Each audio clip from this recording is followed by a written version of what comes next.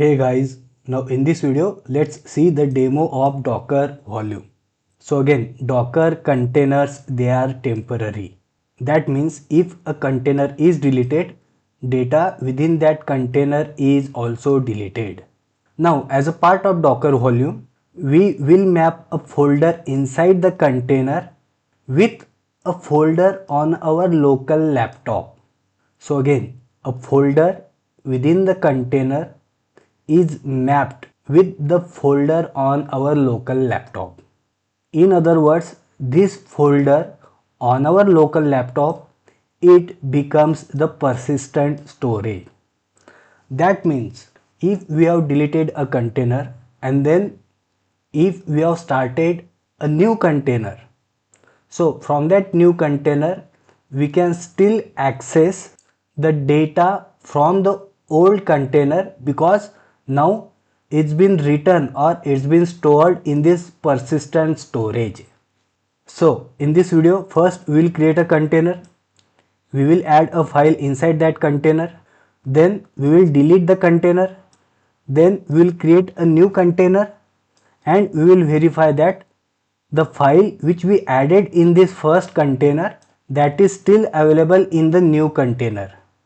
And again, it's because persistent storage, and the folder on our local laptop, it will be acting as a persistent storage. So let's again open PowerShell.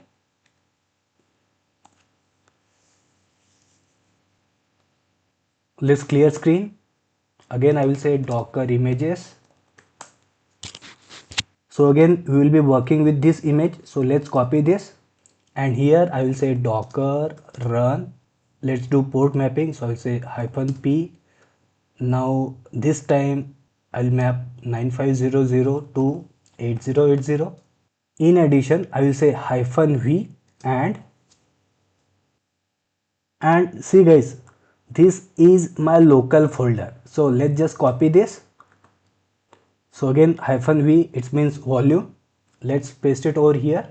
Then I will say :/app/attachments.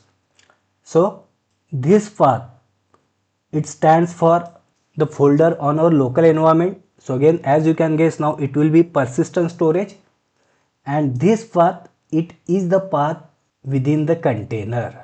And finally, let's provide our image and I will say enter. So locally our application is running on 9500. Let's cross check. So I will say localhost :9500, and yes, the application is working. Now obviously here we have started our container, right? Now let's go inside this container and then we will try to add a new file in this path, that is /app/attachments, right? So let's open a new window of PowerShell. Clear screen. Let's just find out running containers. So I'll say docker ps. So to go inside this container, I will say docker execute -it, that is interactive mode, and let's provide this id and I will /bin/sh.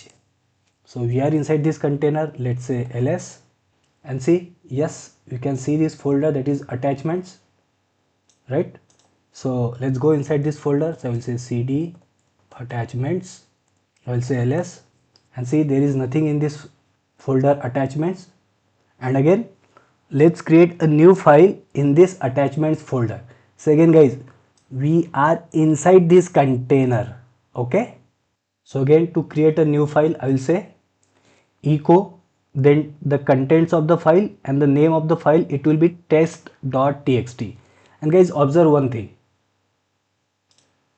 See this attachment folder.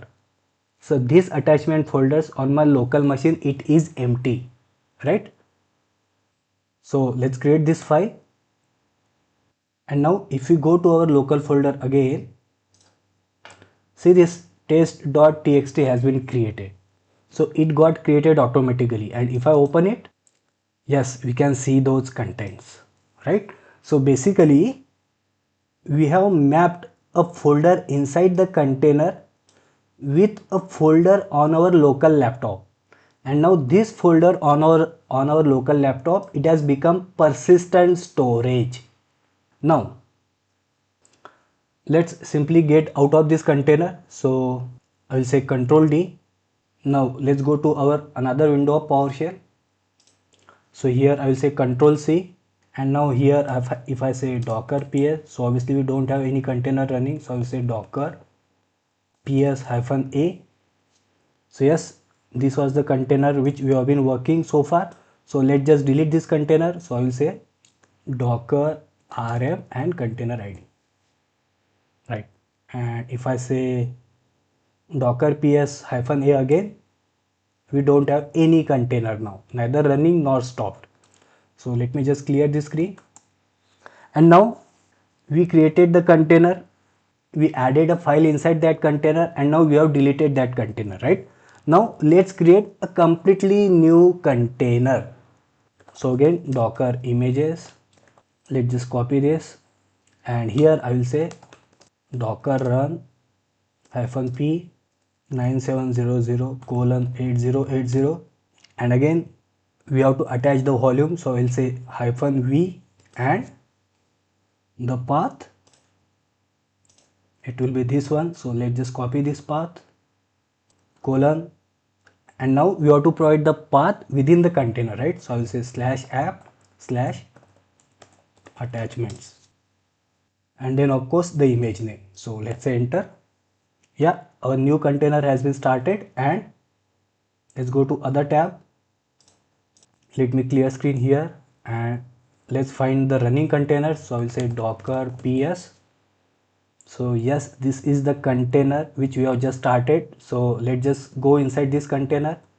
So I will say Docker execute -it container ID, and then I will say /bin/sh. So we are inside this container. Let's say ls, and guys, see this. This is a completely newly created container, but we can still see this folder, that is attachments, because it is now mapped with the attachments folder on our local laptop, right?